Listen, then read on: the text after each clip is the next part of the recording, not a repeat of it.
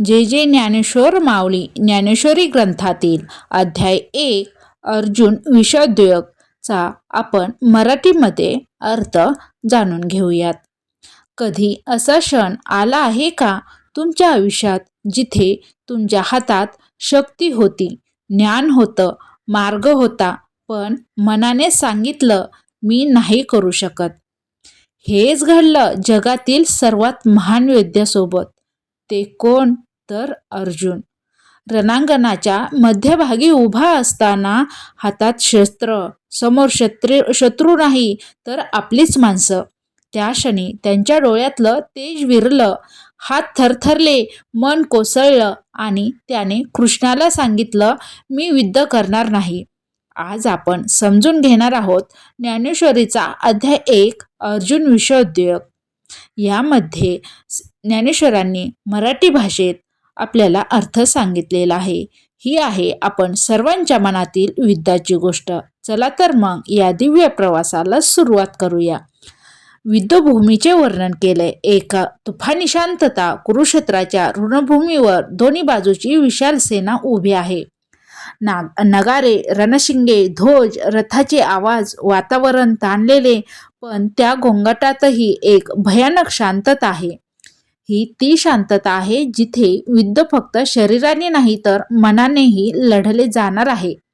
धृतराष्ट्राच्या डोळ्यांना युद्ध दिसत नाही, म्हणून तो संजयाकडून विचारतो, माझे आणि पांडूचे पुत्र युद्धभूमीत काय करत आहेत? ज्ञानेश्वर म्हणतात, धृतराष्ट्र म्हणजे अंध मन आणि संजय म्हणजे अंतर्मनाचा साक्षीभाव, जो बाहेरचे आणि आतले दोन्ही पाहतो.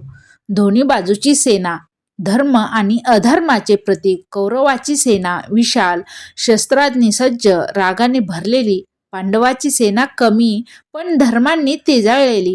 ज्ञानेश्वर सांगतात, ही दोन सेना फक्त कुटुंबातील नाहीत, त्या दोन प्रवृत्तीच्या आहेत. अधर्म, लोभ, मत्सर, धर्म, प्रामाणिकता, न्याय. प्रत्येक माणसाच्या अंतर्मनात हे दोन पक्ष असतात. अर्जुनाची पहिली विनंती, माझा रथ मध्ये ने. अर्जुन कृष्णाला सांगतो, माझा रथ या दोन सेनाच्या मध्ये उभा करा. माणूस जेव्हा निर्णयाच्या उंबरठ्यावर उभा राहतो तेव्हा त्याला परिस्थिती जवळून पाहायची असते. कृष्ण रथ अगदी मध्ये उभा करतात, सरळ भीष्म द्रोण यांच्या समोर. हेच महत्वाचे बघा. कृष्ण माणसाला त्यांच्या कमकुवतपणासमोर उभे करतात, पळू देत नाहीत. अर्जुनाची दृष्टी. नात्याचे ओझे अर्जुन पाहतात तेव्हा त्याला दिसतात त्याचे आजोबा भीष्म पितामह, गुरु द्रोणाचार्य, चुलते शल्य, चुलत भाऊ, मित्र, नातेवाईक, आपल्या जमातीचे लोक. क्षणात अर्जुनाच्या डोळ्यातले विद्वेपण वितळते. ज्ञानेश्वर म्हणतात, जेव्हा प्रेम आणि कर्तव्य एकमेकासमोर उभे राहतात तेव्हा मन अहंकार सोडते. अर्जुनाला वाटतं, ही माझी माणसं आहेत, मी त्यांना कसं मारू? अर्जुनाचे मन बिथरते. इकडं तिकडं सैरावैरा होतं. मानवी भावनाचा ज्वालामुखी. अर्जुनाच्या शरीरात शारीरिक प्रतिक्रिया सुरू होतात.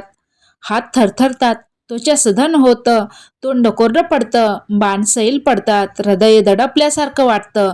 हे भय नाही, हा करुणेचा झंकार आहे, मायेचा झंकार आहे. ज्ञानेश्वर थेट उदाहरण देतात, जसा आईचा हात स्वतःच्या मुलावर उठत नाही तसा अर्जुनाचा हात शत्रूवरही उठत नाही, कारण ते नातेवाईक आहेत.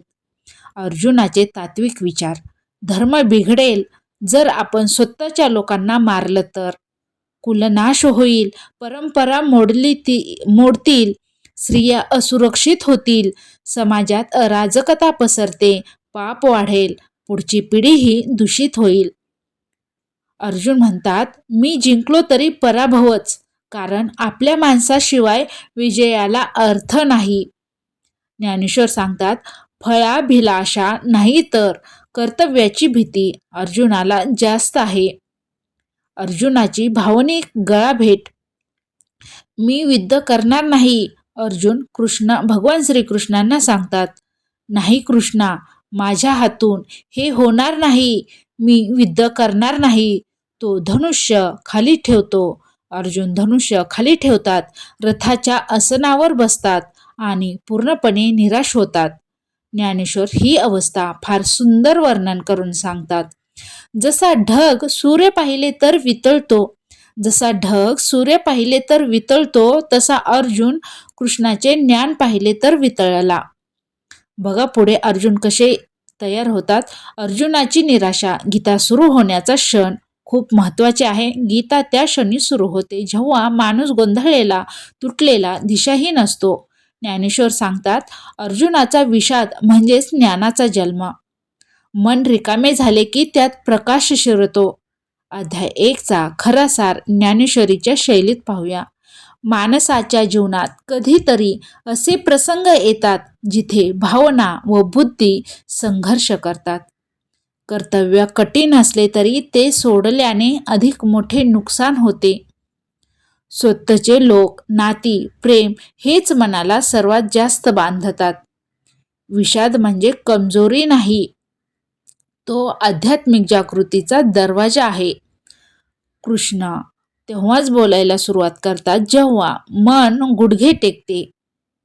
अर्जुनाचं रडणं, त्याचा गोंधळ, त्याची भीती ही कमजोरी नव्हती.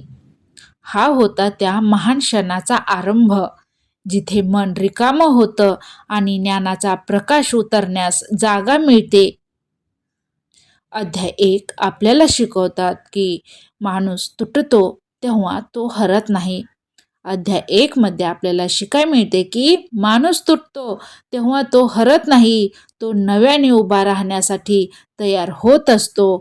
अर्जुनाचा विषाद म्हणजे आपल्या आयुष्यातील गोंधळ, संकट, भीती, अश्रू आणि कृष्ण म्हणजे तो शांत दिव्य आवाज जो म्हणतात, उठ तुझ्यातच प्रकाश आहे. कृष्ण अर्जुनाला म्हणतात, उठ तुझ्यातच प्रकाश आहे.